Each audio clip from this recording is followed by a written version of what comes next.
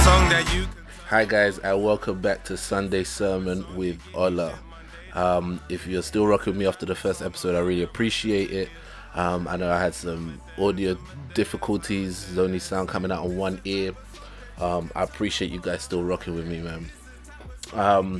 Thank you for all the great feedback as well. People enjoying the format and saying it suits me. That feels amazing. Thank you for the people that signed up to the Patreon, patreon.com/olathecomedian. I really appreciate that as well, man. Just financially putting your money where your mouth is, it helps a lot, especially in this time. You're trying to be creative, there's no comedy clubs open. People who just say, do you know what, your product is worth money? I appreciate that. And yeah, just everybody that's really signed up to the YouTube channel, subscribed and whatnot, and appreciating this effort I'm putting in. I appreciate you as well. So this week, I really want to get into a subject that has nothing really to do with the news that much, but it's just something that came to my heart. Now, I've got people on Instagram Live, even though I'm not really doing an Instagram Live now. We're going to do another Instagram Live on the Sunday evening after this comes out. So this comes out Sunday morning, Sunday evening. We're going to do the Instagram Live to discuss it properly. But this is just a sneak peek for anybody that wants to kind of see what's going on. So we are going to be discussing, well, the question I want to pose to you is, are black people allowed to leave the ghetto? That's the question. Now, it may seem, kind of straightforward to you that, yeah, of course you can. Like, we can do anything we want. We're versatile. We're powerful people and so on. But I want you to investigate the question a little deeper. Are we allowed to? Do we really support it? Do we really encourage it? Do we really make room for it? Do we really want it? Now, I want to make it clear, first of all, when I say leave the ghetto, I mean, a ghetto is not even black specific. There were Jewish ghettos all over Europe. It's just an area in which the marginalized people are pushed into either for social or legal reasons. This is where they're supposed to live. And usually we associate it with being sort of, an area that is lower in terms of socioeconomic class, and it's underfunded, and there's all kinds of other problems and ills that come out of it. But shout out to the people actually joining the live. This is not the actual live to discuss it. This is just the recording of the podcast. So if you kind of want to get a sneak peek, this is just for that. So when it comes to the ghetto as a place, that concept has already existed way before black people in America were forced into certain areas and so on. Like I said, there were Jews in Europe. But what we've now come to understand as the ghetto is an entire ideology. It's a way of life. It's a mentality. It's so many other things. And that's what I'm speaking about in the context of, and how it pertains to us and our identity, especially as black people. Are we ever really allowed to leave? I would put to you that on the whole, most of the time, the answer is no. You're not allowed to leave.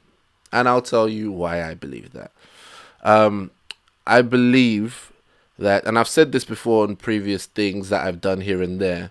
You might even see it on, there's a clip of me at the Quotas Full podcast explaining, why black people in sort of aspirational places always seem to be weird or, not black enough in inverted commas, and coconut and that kind of thing. When black people are in the diaspora, often we don't have the numbers on our side. We're an ethnic minority in that environment. And so we need unity. We need unity. We need something that sticks us together. We need something that brings us together, holds us together, even just for safety, but also for opportunities, for protection, all these kinds of things. But the problem is we start to then confuse unity with uniformity, right? So then it's like, if we're going to be together, we all have to be the same. And here's the problem with that. The problem is we're not the same. Even if we look, just at like how West Indian black British people came here and African black British people, West African black British people, let's say, came here. It's two different immigration stories. If you look at, the Windrush generation, they came over to plug up working class jobs. If you look at the influx of West Africans, you're looking at middle class people who are coming from the empire to the mother country to come and make the best of opportunities, usually to study. That's two different socioeconomic classes. There's one who's coming in thinking, do you know what, let me just, be a train driver or a nurse. And there's one who's thinking, I need to be a doctor. I need to put my children in, and they must go to university. All of these different things. So we have different stories. So here's the thing. Now we have to start asking ourselves, what's the dominant narrative, right? Because being black in this country, especially in the UK, you don't really get that many extra narratives. You get one. There are black platforms, and they determine what blackness looks like for us. And I contend to you that they often represent to us the ghetto. Now, I know I'm going to sound like a snobby black guy when I say all of this, because obviously I've got the private school affectation, but that's part of why I want to say it. When we make decisions about what our culture is, most of the time they're not handed. We didn't really make them like in a vacuum. They were handed to us, right? So if you look, for example, like all of these, when you look in America, you see people eating chitlins and whatnot. They're eating the parts of the pig that they were allowed to eat when they were slaves, right? So then it becomes part of your culture because the culture is born out of slavery. There really isn't that much of a black identity outside of white oppression, right? So, I mean, there's African identities, there's tribal identities, all kinds of other identities. But in terms of being black and banding together, Caribbeans, Africans, and so on, it's really all to do with oppression. So our entire culture is built out of oppression, which means that we don't actually have a narrative for not being oppressed. So the moment someone steps out of an oppressed lifestyle, they almost don't seem black anymore. Because I don't think a lot of us know what it really looks like to be free. And sometimes we need to ask ourselves questions about ways in which we've told people that they weren't black enough, in even in some more subtle ways. All right, we get it. Okay, so cool. Like, if you like hip hop, you're gonna be okay, right? You're gonna be okay if you like hip hop. But let's say you like Mongolian throat singing. Can you be black and like Mongolian throat singing? If you look at the way in which we represent ourselves in the media, if you look at the conversations we have, the chances are you might come to the conclusion the answer is no. Right? Because if you say, look, I like Mongolian throat singing and I really want to put that on a drill beat, everyone's going to be like, get that out of here. What's that all about? Unless, of course, it happens to like catch everyone's fat. There was a time in hip hop when everyone had that little Hindi music sample. There's times where people had these Oriental influences and whatnot. Like, yeah, those times happen. But on the whole, most of it is like, it's very narrow. It's very narrow. So then I want to talk about my own experience, right? So I'm a young black guy. Not that young anymore. And, right, like, my life story isn't the same as other black people. Right? Because every black person has different experiences. We don't all have one single experience. We have some experiences that bring us together, but they're usually around oppression. Usually. I mean, we'll have something about how our parents beat us or whatever it is, but even then, really, is this really what holds us together as a people? And even if you build it around like music or films or whatever it is, like a lot of the time, if someone hasn't like indulged in that part, they fall out of blackness, even though their skin tells them they're black. All the other experiences tell them they're black, but because they ain't watched kidulthood, they're not really black. Like, it's a bit of a weird place to find yourself consistently. So I didn't really play. I grew up in Thornton Heath, right? So Thornton Heath is, the kind of area you would have seen Stormzy, Crepton Conan, like those kind of Croydon sides. That's where these talents were born from. So Thornton Heath is, probably the closest I had to any kind of hood environment. I went to school in Shirley, though. Now, Shirley is like on the green belt. It's very beautiful, in terms of nature. My school had lots of grounds. I went to a private school. My primary school was actually a private school as well. That was black owned in Clapham, but we'll get to that later. And then it moved to Streatham. But the main school, like I did most of my growing up and coming of age, was a private school, majority white in Croydon, right? So here's the thing. I go to the school, but then on the weekends I go to a majority black church, a majority Nigerian church. Most of my contemporaries at church are not in a private school. So I don't grow up like believing 100% that everyone lives my lifestyle. Of course not.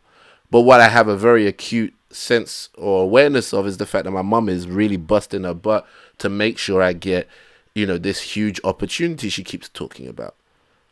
I can't say I fully understood it as a kid, but I had an idea. Like, my mom showed me how much my school fees were. I was on a scholarship and a bursary. So I get this great education. And, um, you know, aspirational, because of, like, I believe that's very much a West African immigrant trait, is that, like, your children must do well. Education is important. You must go to university. So I follow down in that line, and I go to LSE and I do accounting and finance. I want to become an investment banker. But one thing that I realized all the way through is that there was a constant struggle with identity. Now, we can talk about the national identities because being British is weird enough as it is. And then I was never quite Nigerian enough to be Nigerian. My Yoruba is terrible. You know what I'm saying? I've never really lived in Nigeria, all of that kind of stuff. The thing is, I've never rejected any of these identities. These identities have always rejected me. But when people speak to you, they speak to you as though you've rejected the identity almost ahead of time. So Nigerians might look at me and see me as somebody who thinks he's too good to speak Yoruba, whereas the truth is I'm not. I just didn't learn. When I was younger, maybe I didn't value it as much, but like right now, I would love to be able to speak Yoruba amazingly. So if I go into a majority black setting and I speak how I speak and I dress how I dress and whatnot, there is often an assumption that maybe I'm not actually proud to be black. Maybe I don't actually love my people. Maybe I wish I was white. Maybe all these kinds of other negative things. And so I then start to ask myself, hold on a second, where's the space to be black for me? I know for a fact that I'm not the only one. I know other black people have been to private school. I know other black people really don't live the life that's sort of prescribed for us as black people. They don't. But we don't have a consistent narrative yet. We really don't. We don't have a narrative for this. Where is the narrative for the upcoming aspirational young black middle class? That's what I want to ask you. For those of us who have gone to university, maybe, or for those of us who, you know, uh, have a fairly stable family, you know what I'm saying? Like, there's plenty of room to have a discussion about black fathers and fatherhood and manhood and so on. But what about the ones where the father was actually just around? Where's our story? Where's our representation? Where's our narrative? Where's our aspiration celebrated? Where is that space? Because what I often see is if somebody starts to step away from the narrative too much, they get brought right back down to earth and told, they're either not black enough and so on. It's like, what are you really associating with being black? There's, I have this situation because it's not just me. My sister as well, she's very well spoken. She went to a private school. And so there are often times where we will be in a discussion and, to the outsider, it might seem like, what the heck is going on over here? Whereas for us, this is normal. So then, obviously that doesn't preclude us from liking, Afro beats or bashment or grime or drill or whatever it is, Afro swing, UK rap. Like, it's not like, you went to private schools, therefore you don't like that. But what if we didn't like it? Would we still be allowed to be black? Would we still be embraced by our community? I think we practice a lot more crabs in a bucket mentality because we see somebody who tries to leave behind certain things as rejecting their identity, whereas sometimes they just want to do something different. Sometimes they just want to try different music. They want to go to different places. They want to do different things. And I feel like that should be okay. We don't have to be uniform to be unified. Because at the end of the day, the truth of the matter is, like, if a police officer wants to stop and racially profile someone, they're not checking your iTunes folder first.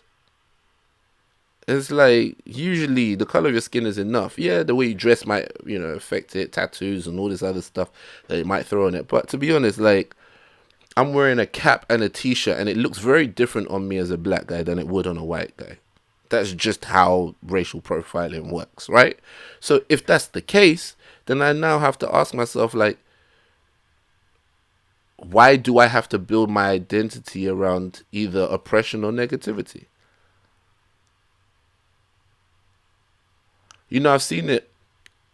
I've seen, people try to say something similar when it comes to, like, the movies come out and it's like a movie that involves drugs or gangs or something, and that person will get torn down. And the only reason why that person may be wrong is because maybe they're oversimplifying what the movie's about. But we cannot get away from the fact that every time we have a narrative that shows us moving on or moving out or doing something different, somehow, somewhere, we have to have the same passa involved. We need to have some drugs, we need to have some gangs, we need to have some violence, we need to have some baby mamas, and, so on and so forth. It's always got to be that same narrative because that's the only version of black that we know or is accepted. And I'm not even saying let's change so that white people can find us more amenable. I'm just saying for ourselves, like, where's my story? Where's my story? I'm married. I have a daughter. We go to church. You know what I'm saying? Me and my wife met at the same Russell Group University. We're not particularly rich. We're working hard, trying to get, leave an inheritance for our children. That's just the normal story of a family. And I'm not saying get rid of the other stories. Those stories about gangs or council estates or baby mothers need to be told as well. But we need breadth in our stories. We can't all be coming from that position. As you can tell, I'm very passionate about this issue because obviously it's very close to my heart. It's something that's real for me. And it's probably not the funniest in terms of where I find myself. But I do also think that, like, it's very, very important, especially for the world I'm trying to bring my daughter into. That, like, what's the story we tell about ourselves? I don't think us as black people really understood how media works. And the reason why I say this is because we are some of the most powerful voices in the media. But then you have to ask yourself, what do we use that power for? You have to ask yourself, like, media is so important to countries, nations, governments. They pour huge resources into making sure their media is as effective as possible. Why? Because what you tell as your national story has such a huge impact in how people behave, how the economy goes, how tourism goes, how the opportunity you get for in terms of foreign direct investment. Your national story is the most important thing when you have media. The reason why US makes all these movies where the US goes and saves the world is because that's the image they want to portray of themselves, that they are the world's police or that they are the world's good guys. They're the ones that come in and save the day and blah, blah, blah. They pump a lot of money into pumping this image around the world of their TV characters. Everybody's beautiful on TV and, everywhere looks beautiful. And every time teenagers throw a party in an American movie, they've got a huge flipping carnival sound system. They've got, a huge star playing in their back garden. The red cups. We all got gassed off of red cups. Literally, the color of a cup was enough to have most of us gassed here in the UK. That if you have a party, you need to have them big red cups. Why? Because they sold us a vibe. They sold us their image. So if black people are interested in building our own nation, and when I say nation, I mean as a peoples, it doesn't necessarily mean have to be an independent country we're talking about right now, but just as a people, what is our national story? For our nation, what is our story? What do we tell of ourselves? And if we don't tell a story of oppression, drugs, gangs, council estates, whatever it is, what else do we have to say to the world? What else do we have to say to ourselves? about who we are and what we do and where we go? Is there room for us to be black and have a different story? You know, my sister and her best friend Abby and Lulu, they run Flights and Feelings. I always champion Flights and Feelings. It's their platform. It's a travel and lifestyle blog. I always champion it. Do you know why? Because it's so important to the psyche. What I see there is educated, well-to-do young black women just traveling, seeing the world, doing what they want to do. And they're not always going to obvious places. The Lulu will post from Reykjavik. Abby will be in India or whatever. Like, they will go to places and do that. For as far as I'm concerned, that story is just as valid as all the other stories that we hear. I'm not trying to erase anyone else's story. I'm just trying to add some more to the pile. And I want us to have a safe environment to do so, and a supportive environment to do so, without being torn down or told that you're not black enough. The music that tells the story of the hood has a place, but most of us don't know that life.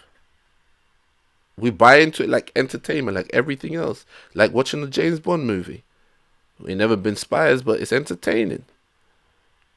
But at what point are we gonna sing the music that's I mean, we do have it. Music is a bit more wide in terms of what's out there. But when are we gonna celebrate, music other than what continuously puts us mentally and physically and spiritually back in the ghetto? I don't know what kind of spiritual bondage we have to the ghetto, but it's almost like if you want to leave, someone's gonna pull you back.